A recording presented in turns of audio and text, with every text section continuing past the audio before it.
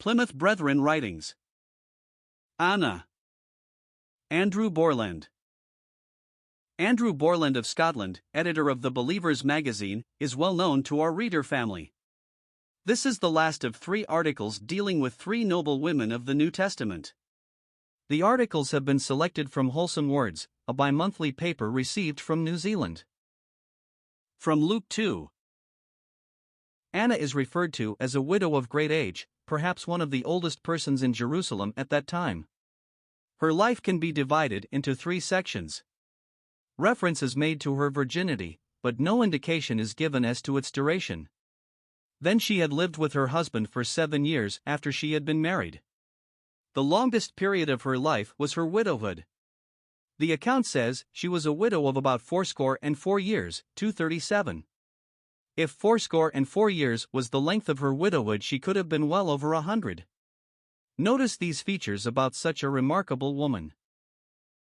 1. Her interest in spiritual things had not declined in spite of her experiences and the passage of years. The loss of her husband after only a few years of married life had not destroyed her noble concern. Perhaps her grief intensified her desires. Advancing years, even to extreme old age, had not diminished her zeal. 2. She was the daughter of Phanuel, of the tribe of Asher, 236. Her family connections were well known.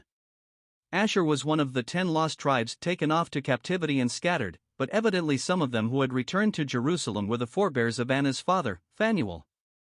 When the girl was born, the parents chose to name her after one of the noblest women in Hebrew history, Hannah, and, doubtless, the maiden was oftentimes reminded that her name meant grace, and that she had a worthy character to emulate. Names in those days were not simply social or family tags, they had significance for those who bore them. 3. Anna is described as a prophetess. She was the last of that line in pre-Christian times. 2 other women are so designated, Deborah, in Judges 4 verse 4, and Huldah, in 2 Kings 22 verse 14. That was an honor indeed. She was one to whom were given messages from God, in all probability because there were no men to whom messages could be entrusted. Luke must have discovered the fact from those who knew that such an honored woman existed. For, certain statements are made which reveal her character. An intimate picture is built up for us in a few words.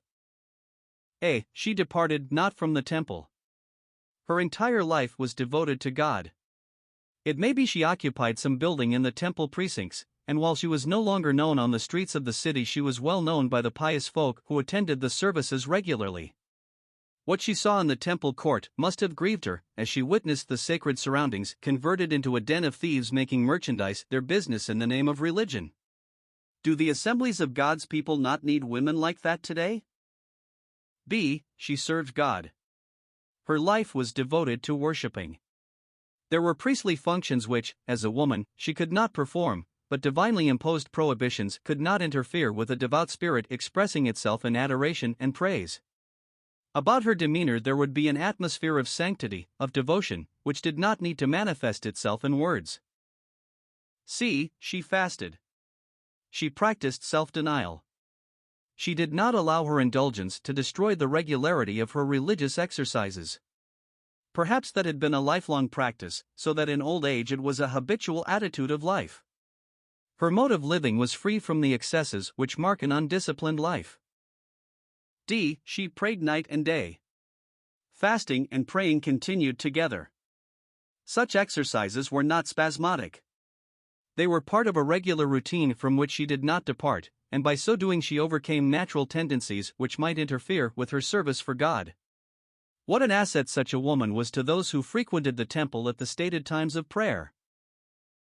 E. On one occasion she attended the temple at the time when aged Simeon was holding the infant Messiah in his arms, and when she heard him speak she gave thanks unto the Lord, 238. Her words are not recorded, but it may be certain that her whole being was thrilled as she realized that the long-promised Messiah had at length arrived. How do we react at the remembrance that he has been here as the Saviour of the world, and is now alive forevermore? F. She spoke of him to all them that looked for redemption in Jerusalem, 238. She was well known to the godly remnant in the city whom she knew as those who longed for the coming of the Redeemer. She immediately shared with them the good news that their expectations had been realized. She was not ashamed to identify herself with the Lord, and with those who loved his first appearing. What noble service even aged women can do! What an occupation for an aged woman to speak of him! Here is a lesson for us all to learn. A resigned and religious old age will often move us more than the heroic ardor of young hearts.